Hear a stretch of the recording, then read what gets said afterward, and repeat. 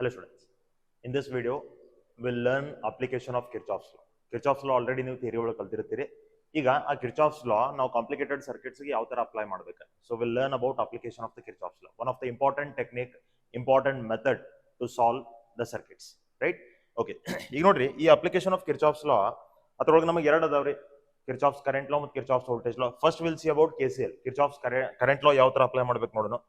ನಾ ಈಗ ಏನು ಮಾಡ್ತೀನಿ, see ನಮಗೆ ಆ ಕಿರ್ಚಾಫ್ಸ್ ಲಾಗಳನ್ನ ಸರ್ಕ್ಯೂಟ್ಸ್ ಯಾವ ತರ ಅಪ್ಲೈ ಮಾಡಬೇಕು ಅನ್ನೋದು ನಮಗೆ ಗ್ರಿಪ್ ಬೇಕಾಗಿತ್ತು. So I have taken the question directly instead of learning the theory about it. ಅದ್ರ ಥಿಯರಿ ನಾವು ಏನ್ ಥಿಯರಿ ಒಳಗೆ ಕಲ್ತಿರ್ತೀವಿ ಅದಷ್ಟು ಎನಫ್ ರೀ, that is more than enough. ಈಗ ನಾವು ಇಲ್ಲೇ ಅದನ್ನ ಯಾವ ತರ ಅಪ್ಲೈ ಮಾಡಬೇಕು that we have to learn. So ಇಲ್ಲೊಂದು ಕ್ವೆಶ್ಚನ್ ಅದ ನಮಗೆ. ಈಗ ಈ ಕ್ವೆಶ್ಚನ್ ದಾಗ ನಾವು ಏನ್ ಫೈಂಡ್ ಮಾಡಬೇಕಾಗಿತ್ತು ನೋಡ್ರಿ, what they have told in the following network the potential at point O. So ಈ ಪಾಯಿಂಟ್ ಓ ದಾಗಿಂದ ಪೊಟೆನ್ಶಿಯಲ್ ನಮಗೆ ಕ್ಯಾಲ್ಕುಲೇಟ್ ಮಾಡ್ರಿ ಅಂತ ಕೇಳ್ತಾರೆ. We have to calculate the potential at point O, right? So we have a junction here, ಇಲ್ಲಿ ಒಂದು junction ಅದ ರೀ, ರೈಟ್? ಈ ಜಂಕ್ಷನ್ ಒಳಗೆ ನಮಗೆ ಎಷ್ಟು ಪೊಟೆನ್ಶಿಯಲ್ ಐತಿ ಅದನ್ನ ಕ್ಯಾಲ್ಕುಲೇಟ್ ಮಾಡ್ರಿ ಅಂತ ಕೇಳ್ತಾರೆ. ಈಗ ನೋಡ್ರಿ, we are not having the loop, we are having a junction, there are 3 branches.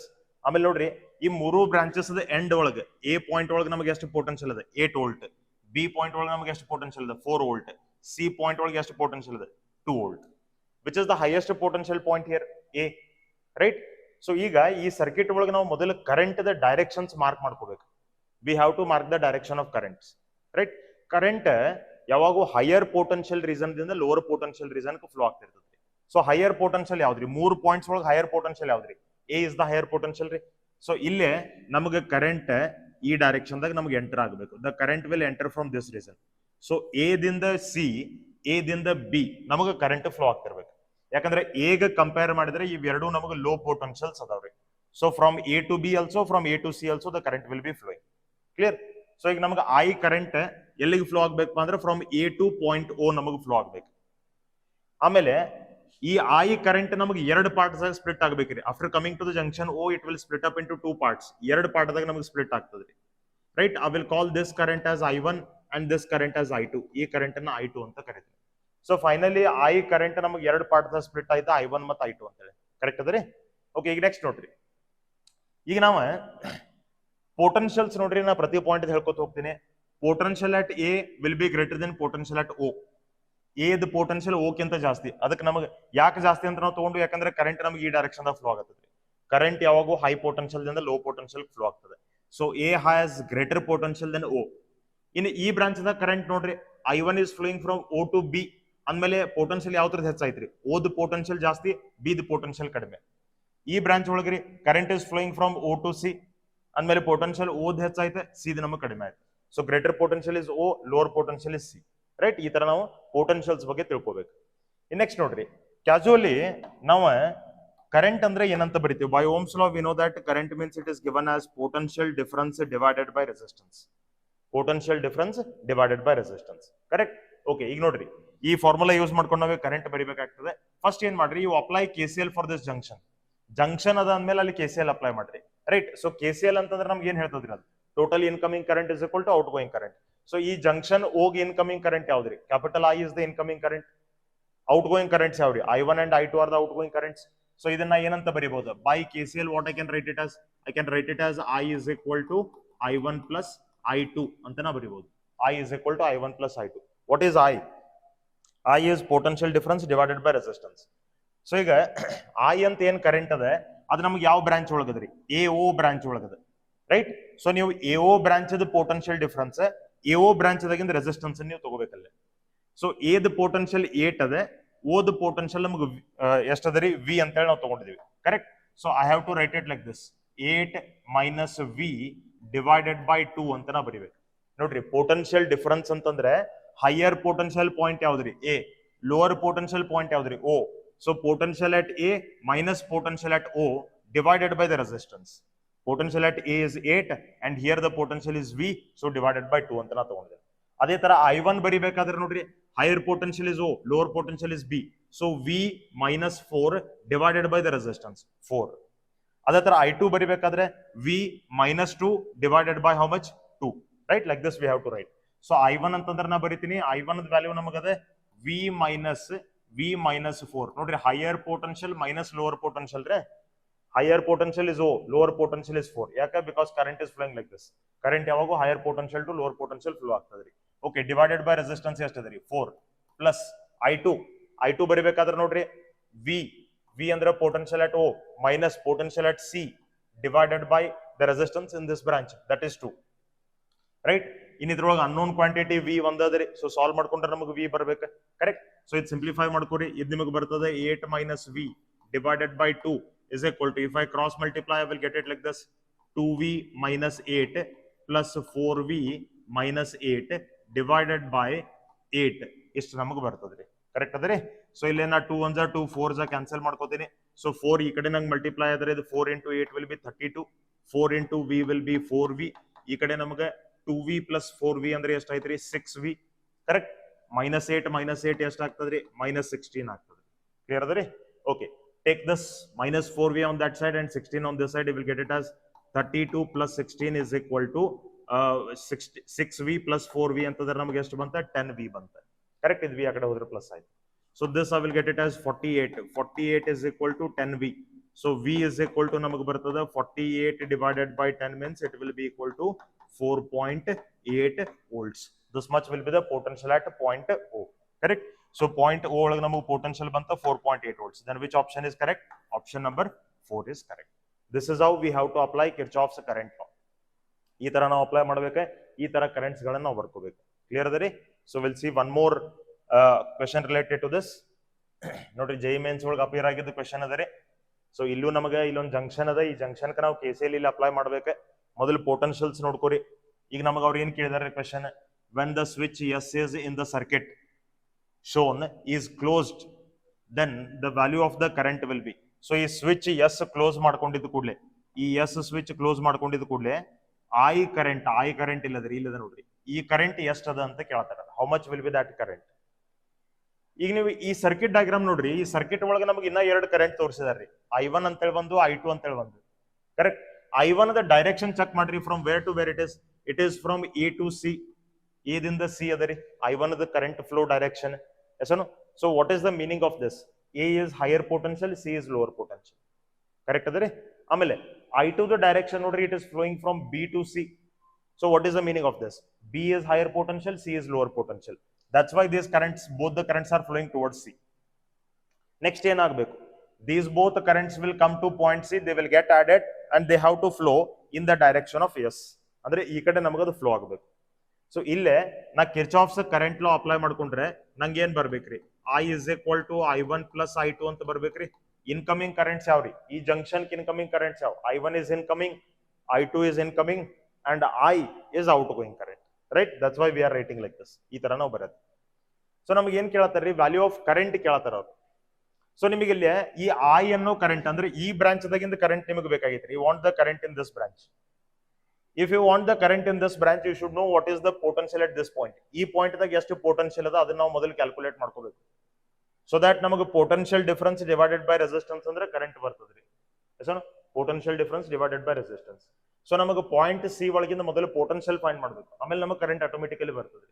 Potential ಹೆಂಗ್ ಫೈಂಡ್ ಮಾಡೋದು? ಈಗ ನಾವು ಪ್ರೀವಿಯಸ್ ಕ್ವೆಶ್ಚನ್ ಸಾಲ್ವ್ ಮಾಡಿದ್ವಿ, ಅದೇ ತರ ಇಲ್ಲೂ ಸಾಲ್ವ್ ಮಾಡ್ಬೇಕು. ಪೊಟೆನ್ಶಿಯಲ್ ನಾವು ಫೈಂಡ್ ಮಾಡ್ಬೇಕು. ಸೊ ನೋಡ್ರಿ, I ಅಂದ್ರೆ it is the current in this branch, ಈ ಬ್ರಾಂಚ್ ದಾಗಿಂದ ಕರೆಂಟ್ ರೀ.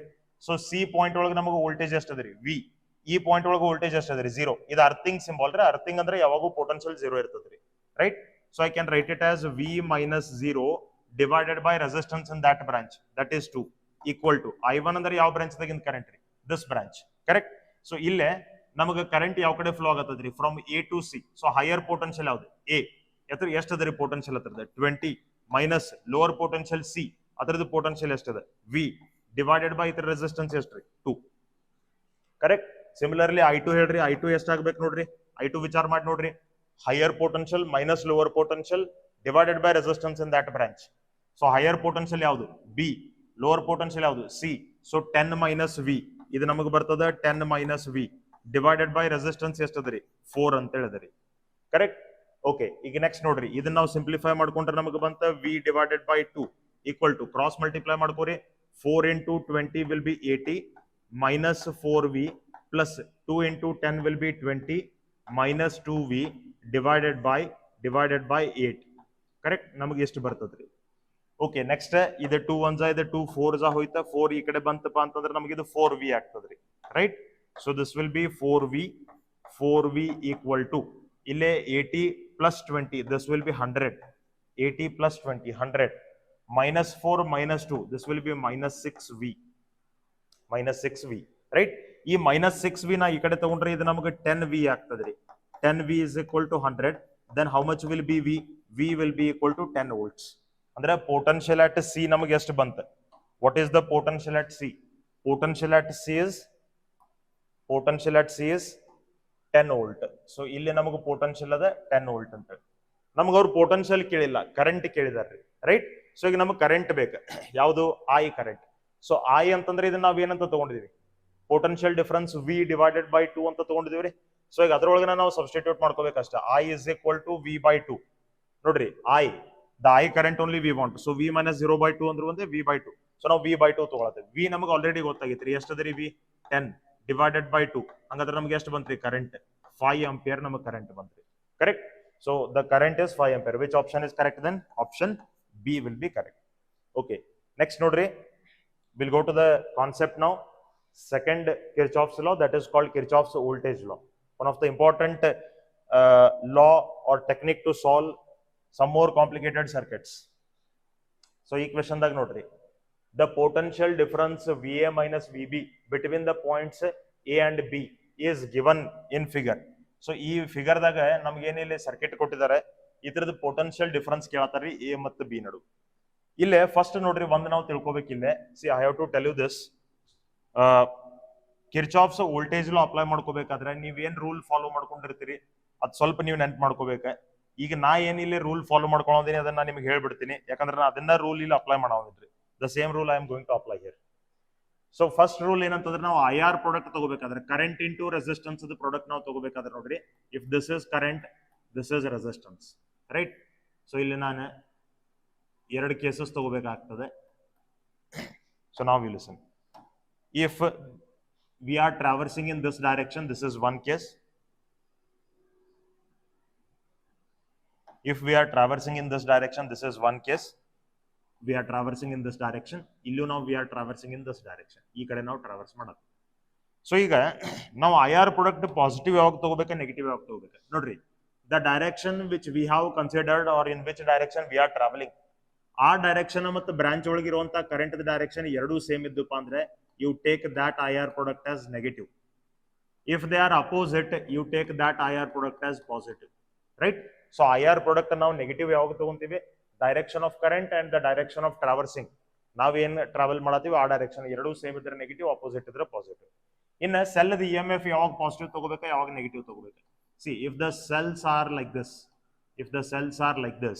And if we are travelling like this ನಾವು ಈ ತರ ಟ್ರಾವೆಲ್ ಮಾಡತ್ತಿದ್ದು ಅಂತ ಇಟ್ಕೊಡಿ ಈ ಕಡೆ ಒಮ್ಮೆ ಸೊ EMF ಪಾಸಿಟಿವ್ ಆಗಿ ತಗೋಬೇಕಾ ನೆಗೆಟಿವ್ ಆಗಿ ತಗೋಬೇಕು if we are traveling from positive terminal to negative terminal that is minus E if we are traveling from negative to positive terminal ಆ EMF ನಾವು ಪ್ಲಸ್ E ಅಂತ ತಗೋಬೇಕು ಸೊ ಯಾವ terminal ಗೆ ನಾವು ಫೈನಲಿ ಹೊಂಟಿದೀವಿ ಆ ಟರ್ಮಿನಲ್ ದ ಪೊಲಾರಿಟಿ ನೀವು ತಗೋಬೇಕು here we are going to negative terminal so minus E here we are going to positive terminal so plus E right so ಈ ರೂಲ್ಸ್ ಅನ್ನ ಯೂಸ್ ಮಾಡ್ಕೊಂಡು ಅಪ್ಲೈ ಮಾಡೋದೇನ್ರಿ ಸೊ ಇದು ನಿಮಗೆ ಪ್ರಾಬಬ್ಲಿ ಒಬ್ಬೊಬ್ರು ಒಂದೊಂದು ರೂಲ್ ಫಾಲೋ ಮಾಡಿರ್ತಾರೆ I think you know this so ಇದು ಸಿಂಪ್ಲೆಸ್ಟ್ ರೂಲ್ ರೀ ಇದಕ್ಕೆ ನೀವು ಸ್ಟಿಕ್ ಆದ್ರೆ ಬಹಳ ಚಲೋ ರೈಟ್ ಓಕೆ ಫಸ್ಟ್ ನೋಡ್ರಿ ನಮ್ಗೆ ಏನ್ ಕೇಳಿದಾರೆ the potential difference between AB ಈ ಪಾಯಿಂಟ್ ಮತ್ತು ಈ ಪಾಯಿಂಟ್ ನಡುವಿನ ಪೊಟೆನ್ಶಿಯಲ್ ಡಿಫರೆನ್ಸ್ ನಮ್ಗೆ ಕೇಳತಾರೆ ಸೊ ನೋಡ್ರಿ we are going to travel from A to B then ನಾವು A ದಿಂದ B ಗೆ ಟ್ರಾವೆಲ್ ಮಾಡೋದು ಕರೆಕ್ಟ್ ಫಸ್ಟ್ ಇಲ್ಲಿ ಕರೆಂಟ್ ದ ಡೈರೆಕ್ಷನ್ ನೋಡ್ರಿ current in the circuit is 2 ampere so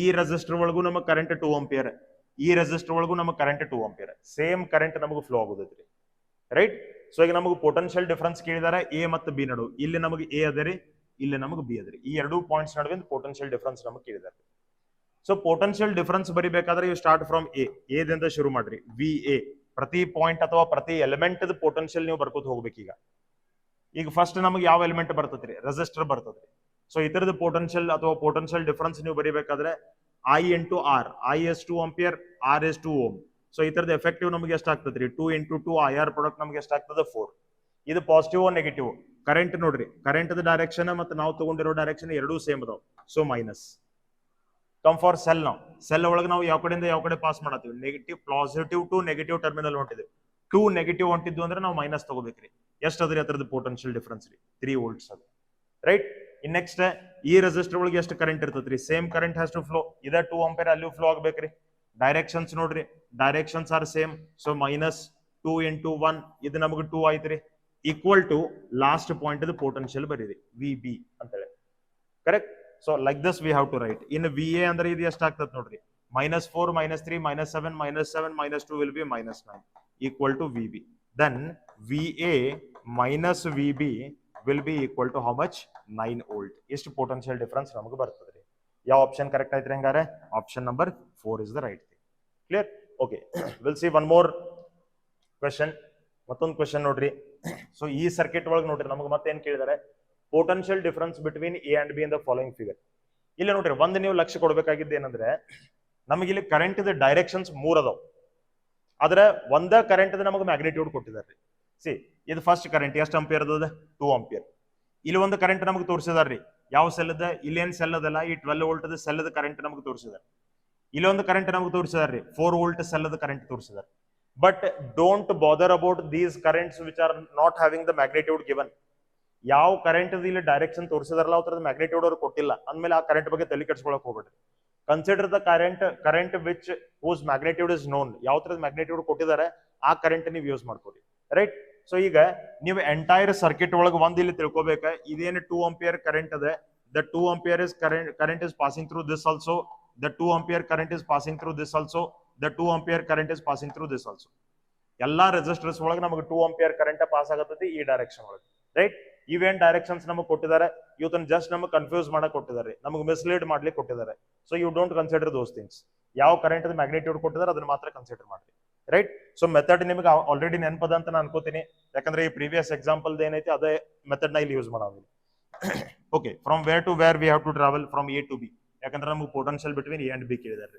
so this is the direction in which we are going to travel okay let us write the potential then V A next ನೋಡ್ರಿ directions are same so -2 into 6 12 ಇಲ್ಲೇ we are moving from positive to negative terminal so -12 ಇಲ್ಲೇ 9 into 2 18 plus or minus directions are same so minus ಇಲ್ಲೇ we are travelling from negative to positive terminal so plus 4v ಇಲ್ಲೇ directions are same so -2 into 5 this will be 10 equal to vb like this ಪ್ರತಿ ಒಂದು element potential difference ನೀವು ಬರ್ಕೊಂತ ಹೋಗಬೇಕು right resistor ಇದ್ರೆ resistor cell ಇದ್ರೆ cell ಅದು potential difference ನಾವು ಈ ತರ ಬರ್ಕೋಬೇಕು ರೆಸಿಸ್ಟರ್ ಪೊಟೆನ್ಶಿಯಲ್ ಡಿಫರೆನ್ಸ್ ಅಂದ್ರೆ ಏನ್ರಿ current into resistance potential difference ಇರುತ್ತೆ ಕರೆಕ್ಟ್ ಅದರಿ ಓಕೆ ಈಗ ನೆಕ್ಸ್ಟ್ ನೋಡ್ರಿ ಇದು ಏನಾಗ್ತದ್ರಿ ನಮ್ಗೆ ವಿ ಎ -12 -24 ಇದು -18 -4 ಎಷ್ಟು ಆಗ್ತದ್ರಿ ಸಾರಿ -18 + 4 ಎಷ್ಟು ಆಗ್ತದ್ರಿ -14 -14 -10 ಎಷ್ಟು ಆಗ್ತದ್ರಿ -24 equal to